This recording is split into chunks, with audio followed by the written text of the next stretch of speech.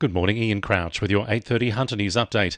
A Newcastle priest has been suspended after allegedly bullying and intimidating people and failing to report a serious sexual assault.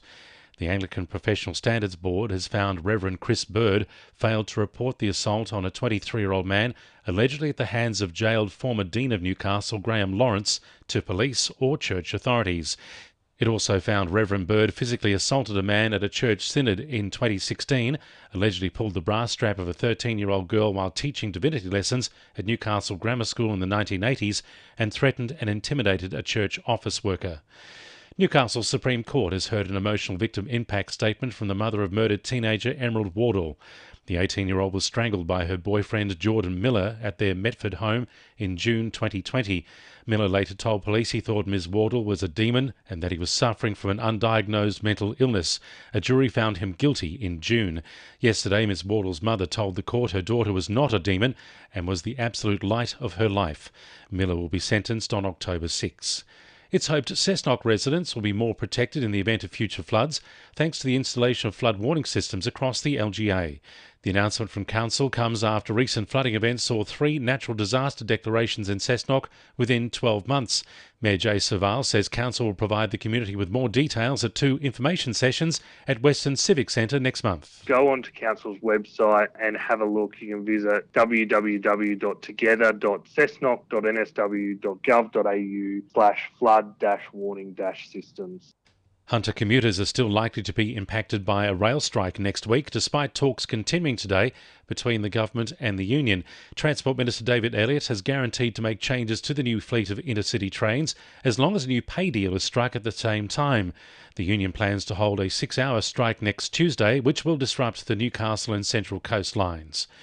Ronald McDonald House has announced a new initiative this week, celebrating the work of its volunteers.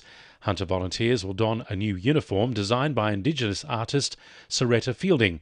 Northern New South Wales CEO Ross Bingham says he hopes the new collaboration will inspire a new wave of volunteers. We're all about supporting families through the toughest times of their lives, having a child in hospital, and our volunteers are vital in that. We have about 300 or so volunteers across our organisation. And COVID has had a massive impact on that in the fact that we haven't been able to use our volunteers as we normally would.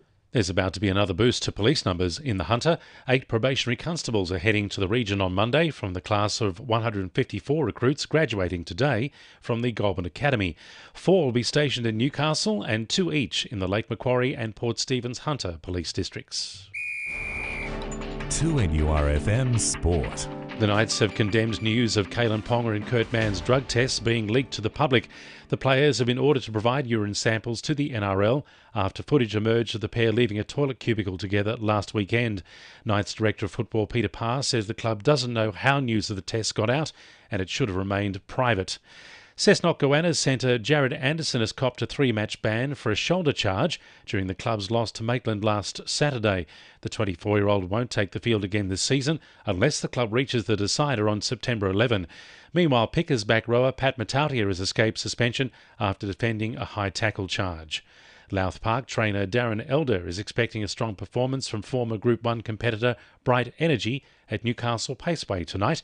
The 2-time Group 3 winner at Menangle has finished last in his past 3 starts. And in the NPL, Edgeworth and Cooks Hill United will go head-to-head at Fernley Dawes Athletics Field tomorrow night. And the winning numbers in Powerball are 1, 2, 4, 20, 22, 23 and 27, and the Powerball is 20. And now you're up to date with the latest 2NURFM Hunter News.